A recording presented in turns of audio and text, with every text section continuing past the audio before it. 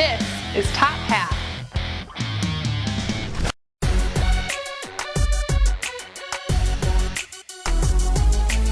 Hi Penny, how are you? I'm fine. Tell us about your design. Okay, I was really thrilled when I got to my assigned table and it was red cinnamon, because obviously red and black are some of my favorite choices. But I like cinnamon because it's the type of straw that works very well for like almost sculpting. So I like to use that. I picked the calla lilies because they're a little bit dramatic. But I like to do sort of a vintage look with sort of a modern, contemporary sort of kick to it. So with that's sort of a rose up on the top, but it's sort of a asymmetrical type rose. I love how you did the flowers, out of cinnamon rather than using the flowers as materials. You've created these looks yourselves, and the ones in the front, is it calla lilies? Calla lilies, and it looks really good. And with the feathers just gives it that extra oomph. So I think it's very nice. Yeah, it's a really pretty hat, Penny. When you did the rose shape, were you thinking maybe this could be a really great Kentucky Derby hat, run for the roses? Yes, absolutely. I always wanted to kind of sort of incorporate the roses a little bit when you're thinking with anything to do with sort of the racing fashion type thing. And I live in Louisville, and so a lot of people who come to the races obviously live in Louisville when they come to Churchill Downs for the Derby. And it's also cards country. I realize we're in cats country right now. But that hat right there is, color of the cards, and that's going to be a big hit in Louisville. I really love this hat. I love that it's inspiring me, not just with the little black dress, but that I can take the hat and add in accessories, just kind of visualizing the whole outfit coming together. A belt with red roses, maybe a purse with a touch of red in it, scarf, however she wants to dress it for the day. I feel like the hat is really a great inspiration piece. So I love it. And even though we are in Wildcat country, I think the cards colors are growing on me. Yeah, I think it's a great use of colors. I think it looks great from every direction. And I agree with Brianna that I love how you utilized the cinnamon and sculpted your own flowers. Really, really nice job. I did. I had one of the silk flowers, and it was a beautiful flower, but when I was starting to put it together, it didn't flow. Yeah. With the soft, fabric on that, it just wasn't going with the more sort of like rigid. You really hit it on the button with the sculpting your own flowers. It really works well. Can you have her turn? Tell me why you added the quills. For drama, for a little bit more on the drama. Me personally, I might have liked it without the quills. I think it stands out without them, and that kind of it almost confuses. Like detracts. Yeah. But I love it. I think I would love it actually just a little bit more without the quills. But Brianna just doesn't like drama. I like the quills. I like drama though, so. I mean, to comment off of that, I think if you turn around, it does add something a little bit to the reverse of the hat. It adds that red in that's not really in the base that we see in the front. Right. So I can see from a design point of view as far as, the color. All right. Okay, I'm just... All right. Well, thank you. Thank you very much. Thank you. Hi, Diane. How are you? I'm great. Hi, design. Hello. Tell us a little bit about your design today. Well, the biggest thing that inspired me was the color. I had two shades of green that were very similar in their color, and they just really reminded me of spring. And so it evolved as I was working on it. I knew I wanted to have it more of a sculptural piece that was rather architectural, but I took 3 layers. So there's green, white, and then the darker green. And when I cut it, the outer layer, I rolled those back so that it really signified to me when a bulb starts popping through the ground in the springtime, that the daffodils come out. And so I have these flowers where they burst out, and it's the first sign of spring. I love the curvature. I love how it's sculpted, and really it does shade her. For practicality, it does, but it does it to the point of a big, gaudy derby hat. And I think that's where people are going on the racetracks, is they're looking for sculptural pieces like this. So well done. Thank you. Yeah, I love the fact that she could still greet somebody and hug and kiss them on that one side anyway.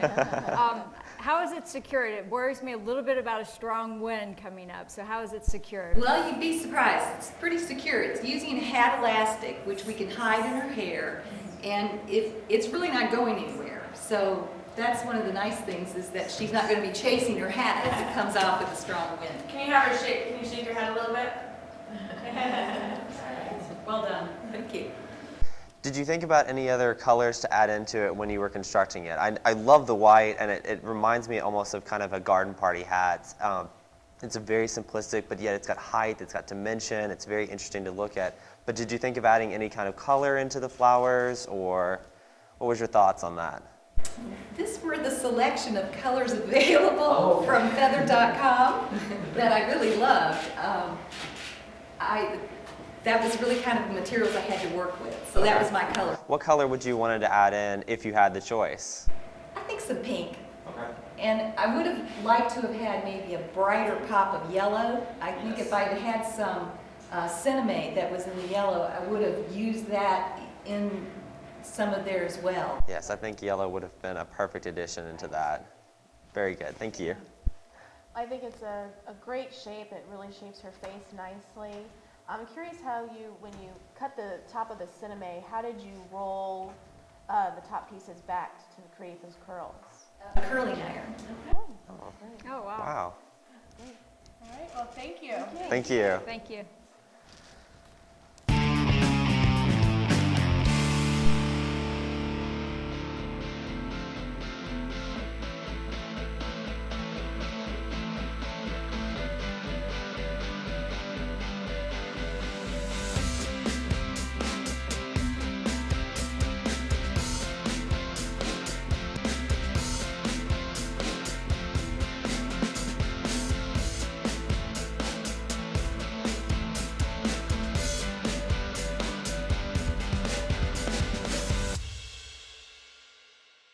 Hi, Fielden. Hello.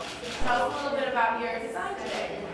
Well, I created a fascinator. It's a cinnamon base, a wired cinnamon base, and attached to a headband. It has veiling in the background, a silk flower and some orchids. Go ahead and turn it around so we can see what you're doing. I was really inspired by, there was a lot of black and white on the spring, summer, and fall winter runways. Oscar de la Renta was one of my favorite lines, and the black and white, that contrast is just striking. So I went with that, and then the colors that were given to me were pink and purple. So I went with the pink accents and followed that for the pop of color, and I designed via golden ratio proportion. So I look to have a spiral with a center focus because our eye naturally follows that asymmetrical curve. That was the inspiration for bringing up the point so that we can have our focus of our eye be down here with the black, and we follow up this way. But it also is intended to naturally accentuate her facial proportions. Our face is also laid out in the golden ratio. So a fascinator can be a natural continuation of your natural beauty. And instead of distracting from the beauty of the wearer, I like to accentuate it. So that was my inspiration. I'm really pleased with how it turned out. I love the way you described that you designed it that way because of all the black and white you're seeing this spring, because when I picture it now with a black and white dress or just black and white, it's even more stunning because the color all pops. Really well done. And I love the different materials added into it too. I like how it's got a diverse range of, veil, the flower, and then of course the sprig off of it. Quill, sorry, thank you. Yeah, the shape is perfect. I love how the focal point is at the bottom, and then it continues up. Your eye continues up the quill feather. So very nicely done. Yes. Thank you. Hi, Kim. How you doing? Good. Thanks. Tell us about your design. This piece was inspired obviously by the colours that we were given, so I took from the inspiration water, to seeing those two blues together, you might think of water. So we went with the movement of the ocean, so we've got the wave coming over the head, and if you just go ahead and turn around, we've actually got the back part of it as well, so we just wanted a little bit of the wow factor when the girl walks away. And come back to the front, we've balanced the wave on the left side of her head, at the top with the leaves of the flowers.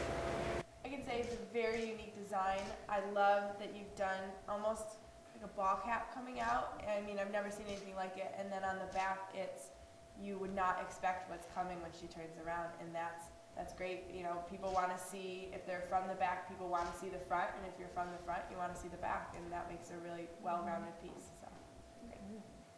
Yeah, actually, I think Brianna brings up a good point. You know, women always hate the fact that when they turn around, they're like, don't look at my butt. And now you won't. You will look at that hat. So any women who are a little self-conscious about their, you know, derriere, when they turn around, wear that hat, because it is stunning. You won't take your eyes off of the hat from behind. And I love the fact that it surprises you. You know, it looks kind of simple in front, and you don't expect that the back of the hat's going to have a show of its own. So really well done. I think it really is a great hat. I love that the back is so expressive. I almost feel like the front should be equally, have just a little bit more attention getting, so that, you know, you kind of get the whole encompassing effect of it. But I think this would be a perfect hat, you know, to take to the races. It would work well with almost any outfits. The blues blend perfectly, and they're well shaded together. And of course, the white little piece right there, it balances it really well for any outfit. Thank you. Yes, Kim, I think this hat looks great on her. I love the way that you mix the two different color blues together, and then sewed the cinnamon in the circle. It really turned out nicely, so well done. With that, the white quill, was that needed to keep that white cinnamon piece up, or? That one, no, it was actually just there by itself. If I had had a little bit extra time, I would have just wired the leaf by itself. But that was just an extra added bonus that I could attach it up there. It was more to draw out the eye in the opposite direction from the wave. Okay. Great, thank you. Thank you.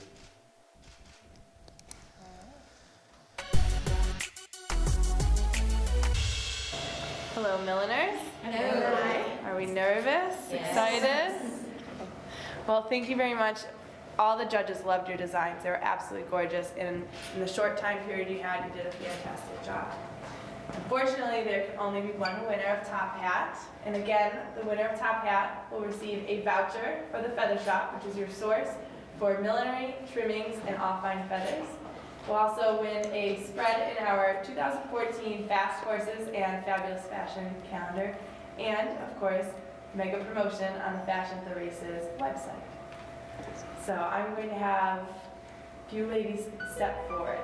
Those ladies are Fielden, Penny, Diane, and Kim. Sorry ladies, as much as we love your designs, you will not be the winner of Top Hat. Can you please exit to the left?